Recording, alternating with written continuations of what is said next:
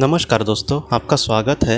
Eric मेडहस नाम का लड़का जो बहुत ही कम उम्र में इस दुनिया से चला गया था और उसके जाने के बाद उसकी जो माँ थी वो एकदम दुख में डूब गई और उसने एक ऑटोमेटिक राइटर के मदद से अपने बेटे के आत्मा के साथ संपर्क किया और उसको बहुत सारी ऐसी महत्वपूर्ण सवाल पूछे और एरिक के आत्मा ने भी उसका बहुत ही अच्छे से जवाब दिया। आज के इस भाग में एरिक के माँ ने उसे कुछ इस तरीके से सवाल पूछा कि आत्मा के जो मार्गदर्शक आत्मा के बारे में हम जिस तरीके से सुनते हैं, तो वो मार्गदर्शक आत्मा जो होती है वो कौन होती है और वो किस तरीके से आत्माओं को मदद करती है। तो इसका जो जवाब है एरिक ने कुछ इस तरीके से दिया है। एरिक ये कहता है कि मार्गदर्शक आत्मा एक थोड़ी सी विकसित आत्मा होगी। समझो कोई एक आत्मा का स्तर कुछ होगा, उससे बहुत ज़्यादा वो विकसित आत्मा होगी, लेकिन एकदम ही बहुत उच्च भली आत्मा उस लेवल की वो नहीं होती।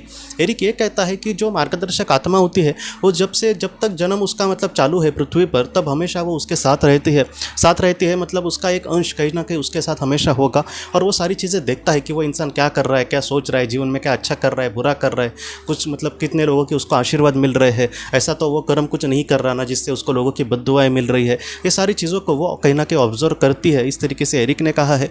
और एरिक बाद में ये कहता है कि वो हमें किस तरीके से मदद करती है।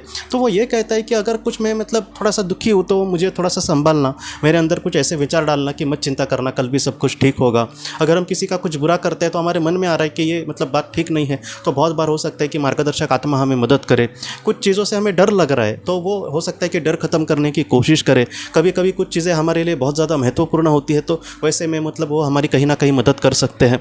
तो इन सारी चीज़ों में अगर मतलब कोई बीमार है और उसको कुछ दर्द हो रहा है समझो, तो ऐसे समय वो थोड़ा सा कम करने की कोशिश करे। कुछ लोग ये भी कह सकते हैं कि हमें तो मतलब इन दुख से गुजरना ही पड़ता है, तो मार्गदर्शक आत्मा हमें मदद क्यों नहीं करती। तो उसका जवाब यह है दोस्तों कि जो पृथ्वी का जीवन है वो एक मज़े का जीवन उस तरीके से आत्मा नहीं देखती, वो एक संघर्षमय ही जीवन है। मतलब ये जो चीज़ें हैं उसमें सुख मिलेगा हमें पूरे तरीके से, ऐसे आत्मा ज़रा भी नहीं सोचती। इसलिए यहाँ पे संघर्ष में अगर हमारे जीवन में कुछ दुख आने लिखा है तो ऐसे समय में हमारी मार्गदर्शक आत्मा उस तरीके से हमें मदद नहीं कर सकती और हमें पूरे मतलब तरीके से दुख से मुक्त नहीं कर सकती, लेकिन फिर भी जहाँ तक उसको संभव होता है उतनी वो मदद करने की कोशिश करती है।